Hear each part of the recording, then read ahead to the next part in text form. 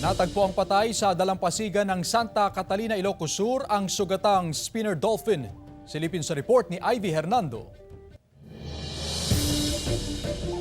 Sa batuhan na sa gilid ng dagat ng Barangay Kabitaogan, Santa Catalina, Ilocos Sur, natagpuan ng mga residente ang dolphin na ito na wala ng buhay at may mga sugat sa katawan. Hindi nakabalik sa tubig. Kasi dahil sa mga oras na yon, low tide na ma'am.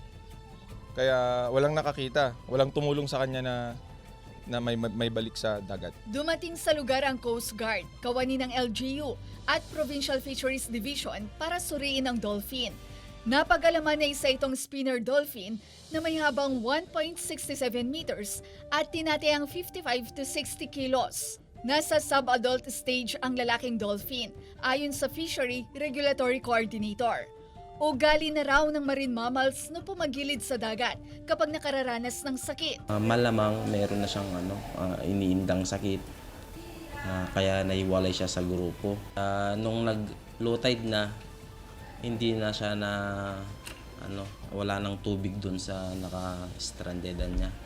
Kaya nagkasugat-sugat na. Hindi na isinailalim sa necropsy ang dolphin. Agad itong binaon ng otoridad. Pero paalala ng otoridad sa mga residente, sakaling may mamataan muling marine mammal na na-stranded. Ilagay nila dun sa may tubig para hindi direktang nakaano sa sunlight. Kasi dagdag pahirap po dun sa marine mammals po yun, ma'am, pagka direct sunlight without water. Kasama si George Benson, Ivy Hernando, 1 North Central Luzon.